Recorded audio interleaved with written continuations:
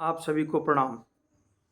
G7 की तरह कल चीन में एससीओ की मीटिंग का आयोजन किया गया। इस मीटिंग में, इस बैठक में एससीओ के जितने रक्षा मंत्री हैं उसमें चीन, रूस, Bharat, Uzbekistan, Kazakhstan, Kyrgyzstan, Tajikistan, Pakistan, लगभग इस में 10 राष्ट्र हैं और सभी राष्ट्रों के रक्षा मंत्री इस समिट में उपस्थित हुए। उस समिट का जो उद्देश्य था, इस बैठक का प्रमुख उद्देश्य था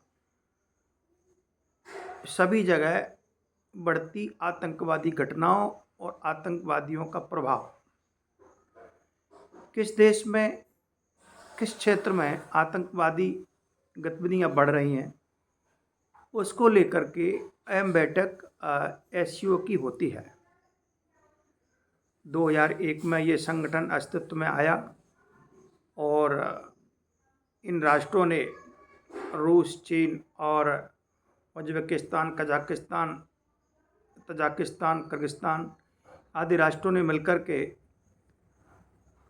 इस संगठन की स्थापना की, इस संगठन को बनाया। इसके बाद में 2016-17 में भारत और पाकिस्तान इसमें शामिल हुए, ईरान भी शामिल हुआ। लगभग 10 राष्ट्रों का ये समूह है, ठीक G7 की तरह। G7 और एससीओ एक दूसरे के पूरक हैं। चीन में इस बैठक का आयोजित की गई और इसमें सभी राष्ट्रों के रक्षा मंत्री आए और अपने अपने देश में घट रही घटनाओं का उल्लेख किया, विस्तार से एक दूसरे को बताया और उसमें प्रस्ताव रखा गया। लेकिन इस प्रस्ताव में, संयुक्त बयान में, प्रस्ताव में पाकिस्तान का बलूचिस्तान प्रांत की घटनाओं का और जाफर एक्सप्रेस का तो इसमें जिक्र किया गया और दोनों ही मुद्दों को बड़े गंभीरता से इसमें रखा गया। चीन के और पाकिस्तान के गठबंधन के कारण, दोनों की मित्रता के कारण, ये बलूचिस्तान और जाफर एक्सप्रेस का पूरी तरह से उसमें जिक्र किया गया और दोनों ही मुद्दों को संयुक्त बयान में और दोनों ही मुद्दों को लेकर के हस्ताक्षर को जब प्रस्ताव आया, भारत के रक्षा मंत्री राजनाथ सिंह ने ये कहकर के इसमें पहलगांव की जो घटना है, इसके बाद ऑपरेशन सिंदूर है, इसमें किसी घटना का उल्लेख नहीं किया गया, किसी घटना का जिक्र तक नहीं है। हम इस संयुक्त बयान को, प्रस्ताव को खारिज करते हैं और इसमें कोई हस्ताक्षर नहीं किया जाएगा। भारतीय रक्षा मंत्री श्री राजनाथ सिंह जी ने जिस तरह से साहस और दृढ़ता का, भारत के रुख का और भारत की विदेश नीति का जिस तरह से साहस दिखाया, वो बहुत ही सराहनीय कदम है और उनकी प्रशंसा की जानी चाहिए। बलूचिस्तान पाकिस्तान का वह प्रांत है जो कि सन 1948 से ये आज़ादी की जंग लड़ रहा है और पाकिस्तान ने इसको पूरी तरह से अवैध रूप से कब्जा कर रखा है और आज वो अपनी आज़ादी की लड़ाई लड़ रहे हैं। वीएलए और अनेक बलोच क्रांतिकारी लगातार सरकार पर, पाकिस्तान पर दबाव बनाए हुए हैं। वो यहाँ तक कि अपने आप को एक स्वतंत्र राष्ट्र घोषित कर दिया है।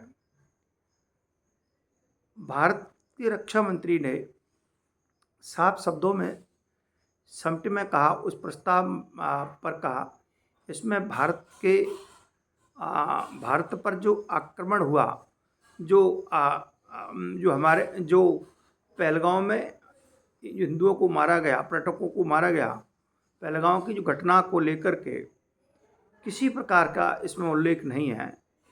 हम इस प्रस्ताव पर, इस बयान को खारिज करते हैं और प्रस्ताव पर हस्ताक्षर नहीं करेंगे। इसको लेकर के आया हुआ बयान और प्रस्ताव पूरी तरह से खारिज हो गया। और वो उसमें क्योंकि इसमें एक नियम होता है, जब एससीओ के सभी सदस्य किसी बयान का संयुक्त रूप से समर्थन करते हैं या उस पर संयुक्त हस्ताक्षर करते हैं सभी 10 के 10 सदस्य, तभी ये बयान और ये प्रस्ताव पूरी तरह से पारित माना जाता है और पूरी तरह से सफल माना जाता है।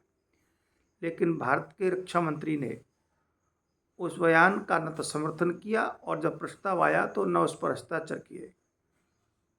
तो ये अंतर्राष्ट्रीय जगत में भारत की धाक कहा जा सकता है। भारत का एक ज़बरदस्त एक हम कहें कि बढ़ता हुआ भारत की विदेश नीति का एक हिस्सा है और जो कि मजबूत सिस्टम है। चीन हमेशा भारत को प्रत्यक्ष और अप्रत्यक्ष सभी जगह भारत का की खिलाफत करता है, भारत का विरोध करता है। और कल की मीटिंग में जो हुआ और जो देखा वो क्लियर था कि चीन और पाकिस्तान ने गठबंधन करके और भारत के पहलगांव की घटना का जिक्र जान मान के नहीं होने दिया। भारतीय सरकार ने, भारतीय रक्षा मंत्री ने और उनकी चालों को समझा और बयान को पूरी तरह से खारिज कर दिया।